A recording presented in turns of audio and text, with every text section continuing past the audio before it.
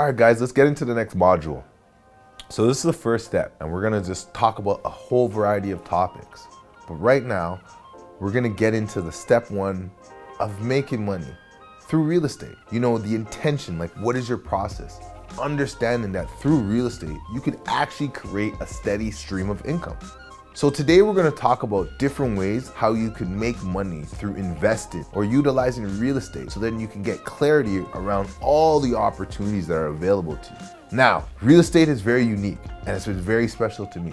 I've been in the industry for about like 17 years and I've seen so many ups and downs. You know, and what's always important is income and cash flow.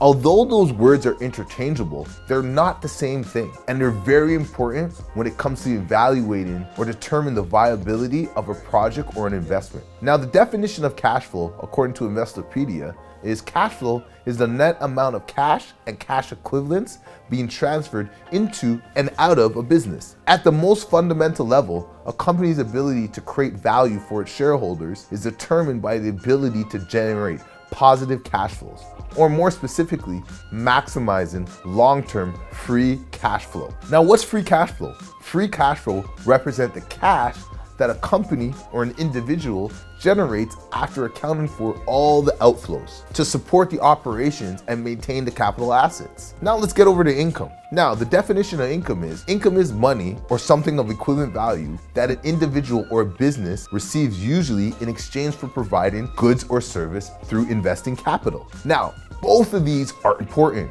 since we need to use them in every day to determine how to distribute capital that is available to us to invest. We have heard stories and we've heard sayings that millionaires has over 7 sources of income. We can obtain several of those sources through investing in real estate. There are really 4 truly ways one can make money in real estate, and that is cash flow, appreciation, loan amortization or debt reduction, and tax shelter or tax deferred plans. We talked about cash flow above, however, I'm gonna briefly touch on the other item. Appreciation is basically the growth in the value of a property over time. How we calculate appreciation is as follows. Future resale price less original purchase price equals the appreciation. Now, loan amortization or debt reduction basically is the liquidation of the debt by the application of installment payments over time. So most mortgages are set up with an amortization of 25 or 34 years. Therefore, the loan will be reduced to 0 by the 30th year. The calculation for debt reduction in the amortization goes as follows. Debt service less interest paid equals amortization. Now, tax shelter. This is very important because we pay taxes a couple of times during a real estate transaction, such as land transfer tax, income tax on your earnings, and capital gains tax when you sell the property.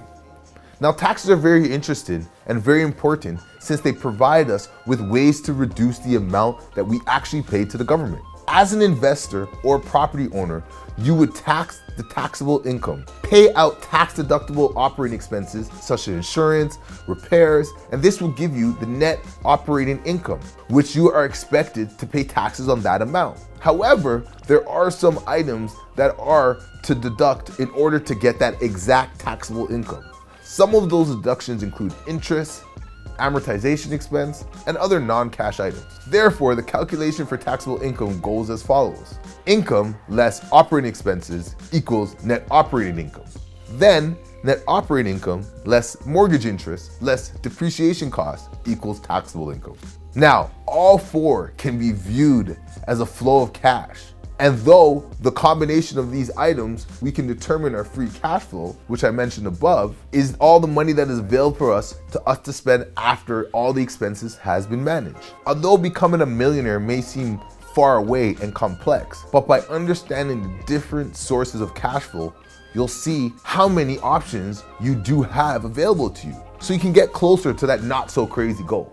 Cash flow is important is because we always wanted to take that vacation or buy that car, but didn't have the money to do it at the moment. Cash flow is access to money that you can live the life that you've always dreamed of. Now, since cash flow is important, there are a couple of things that we need to learn about cash flow. When we look at cash flow, we base it on a time period, whether it's a month or 12 months of cash flow. If you took in more money, cash in, than you spent, cash out, then you have a positive cash flow. If you spent more money than you've taken in, then you would have a negative cash flow. We have just spent time determining how to evaluate cash flow for your property or even a potential business. But we also can look at cash flow in our personal lives. It works the same way it works as a business. Inflows, employment income, investment income, rental income, etc. Outflows, bills, debt payments, everyday expenses. And that equals your cash flow. How we manage this cash flow is important in creating that legacy that we always dreamed of. And even if we don't have a lot to manage at the moment, having a great understanding of what cash flow is and how to get us closer to our goals is so important. As the saying goes, money does not change you. It actually enhances your existing characteristics. So we should try to get an understanding of cash flow before we take our lives to the next level. Now, before you move on to the next session, let's take some time to go over your current cash flow. And if you have properties, I'm going to give you a worksheet that will help you fill out to understand your cash flows for your rental properties. Also attached to this lesson is a list of basic cash flow calculations that you can use in order to evaluate deals. Now, this course does not go over them in detail, but you can use these calculations to benefit you. If you sign up for my one-on-one course, we'll definitely go through these calculations in further detail. Now we're going on to the next lesson.